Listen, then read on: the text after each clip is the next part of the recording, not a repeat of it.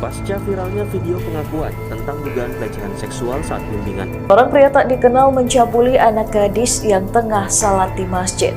Aksi di Kota Malang diperkosa oleh tetangganya sendiri seusai dijemput dari panti asuhan. Miris bukan? Sudah banyak kasus kekerasan seksual yang ada di Indonesia.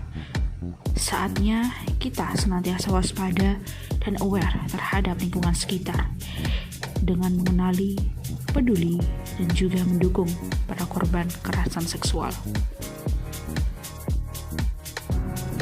Adapun bentuk-bentuk kekerasan seksual yaitu pemerkosaan, pelecehan seksual, dan prostitusi paksa.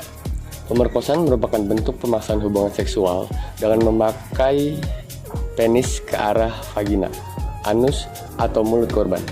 Bentuk lain dari pemerkosaan adalah pencabulan. Pencabulan adalah pemerkosaan yang dilakukan pada orang yang belum bisa memberikan persetujuan. Contohnya, pada anak di bawah usia 18 tahun.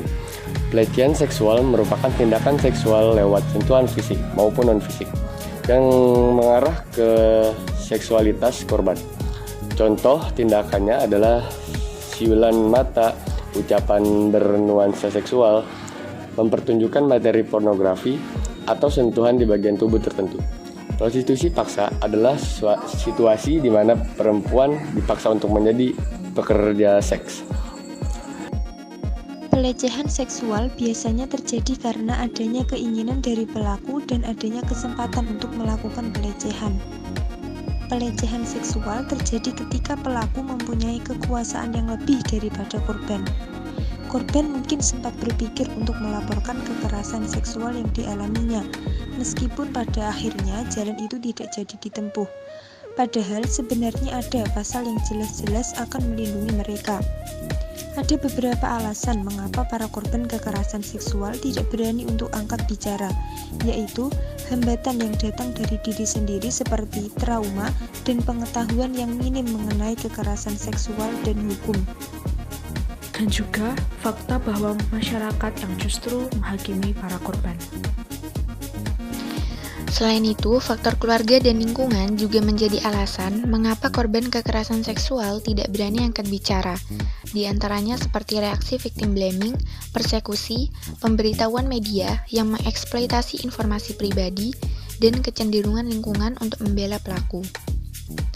Pemberian edukasi atau solusi yang dapat dilakukan yaitu dengan harapan dapat membantu korban pelecehan seksual untuk berani menanggapi dan melawan pelecehan yang dialaminya. Salah satu solusi yang dapat dilakukan adalah melakukan kajian dan sosialisasi intensif mengenai pelecehan seksual dan juga pencerdasan bagaimana untuk bertindak ketika mengalami pelecehan seksual. Untuk terkait hukum yang mengatur penanganan pelecehan seksual yang sekarang, kurang mendukung sang korban untuk melakukan laporan. Contohnya seperti dibutuhkan bukti-bukti tertentu agar kasus dapat ditangani, dan contoh lain apabila melaporkan pelaku, justru pelaku dapat melaporkan kembali korban dengan hukum lain, contohnya UU ITE. Solusi lainnya adalah mendorong pengesahan RUU PKS yang diharapkan dapat lebih mendukung dan melindungi korban untuk melakukan pelaporan kasus. Banyak stigma mengenai masalah victim blaming yang masih dianggap remeh di Indonesia, karena kebanyakan orang masih terlalu fokus dengan pertanyaan-pertanyaan seperti kenapa bisa terjadi, apa penyebabnya, dan bukan mencari solusi atas kejadian tersebut. Stigma tersebut harus dihilangkan dengan dua cara. Pertama, dengan mengevaluasi diri sendiri, dan kedua, jika tidak ada hubungannya dengan penyintas atau tidak pernah mengalami kejadian tersebut, bisa ikut meningkatkan kepedulian masyarakat melalui media sosial. Dengan mendengarkan, peduli, dan mendukung korban kekerasan seksual, kita bisa mewujudkan sila-sila pada Pancasila, meliputi sila kedua yakni kemanusiaan yang adil dan beradab, serta sila kelima yakni keadilan sosial bagi seluruh rakyat Indonesia, di mana pada dasarnya pelakulah yang harus mendapati sanksi hukum dan sanksi sosial secara adil.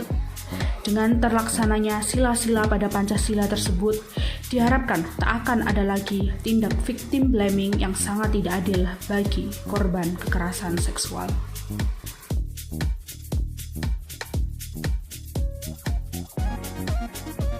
Untuk para perempuan di luar sana, berhati-hatilah terhadap siapapun itu, karena kita tidak tahu orang macam apa yang kita hadapi.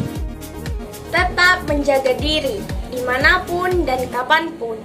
Sebab kejahatan terjadi karena adanya kesempatan.